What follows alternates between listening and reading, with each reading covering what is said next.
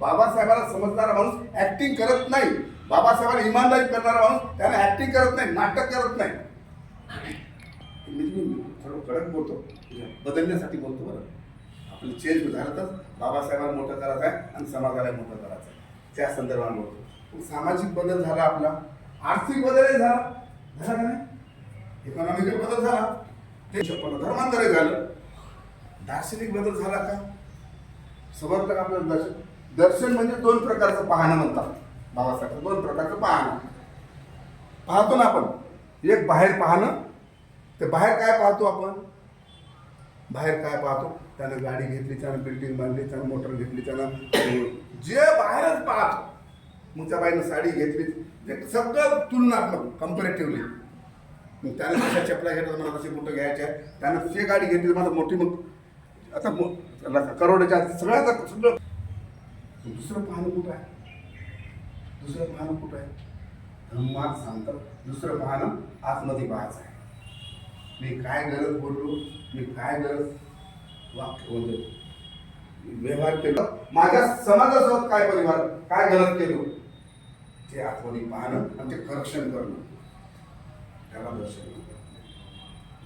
ते दर्शन कोण म्हटले, ते करेक्शन नाही केलं, ते जर नाही समजलं तर आमच्या बाबासाहेबांनी ते बुद्ध धर्मात डिटेल नाही दिलं. पंचशीलीचं पालन करणं म्हणजे पंचशीलीचं पालन केलं तरच आमचे न्यूरॉन्स, आमच्या बॉडीमध्ये असलेले न्यूरॉन्स एका वेळेस राग केलं, एका किती दिवस आमची एनर्जी लॉस होणे.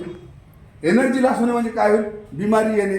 मग ते बिमारी कोणती येते, पॅरालिसिस येते का, कॅन्सर होते का, डिप्रेशनमध्ये जातो का, अँझायटी होते का, स्ट्रेसमध्ये येतो, पागल होतो, काय माहीत नाही बिमारीचं. ह्या बिमारीला थांबवणे म्हणजे दर्शन. माझ्या मनाला करेक्शन करणं, चुकीचं अकुशल कर्म म्हणतात. अकुशल कर्म नाही करणं म्हणजे दर्शन.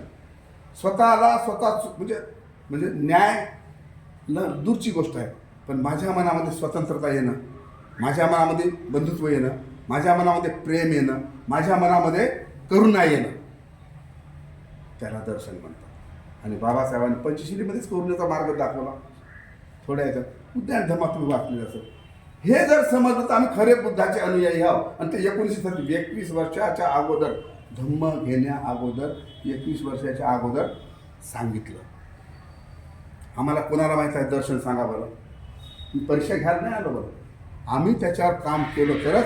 माझे आणि भसारकरा सरांचे संबंध काय, माझे आणि देवाजी साहेबांचे संबंध काय, माझे आणि जीवन साहेबांचे संबंध काय, मला भावासारखे वाटतात ते. मी त्याच्यावर प्रेम करतो, माझ्यामध्ये कोणताच स्वार्थ राहत नाही, निस्वार्थपणे एकामेकाशी. म्हणून आपल्या समाजात कुठकावून आहे, दर्शनच नाही समजलं.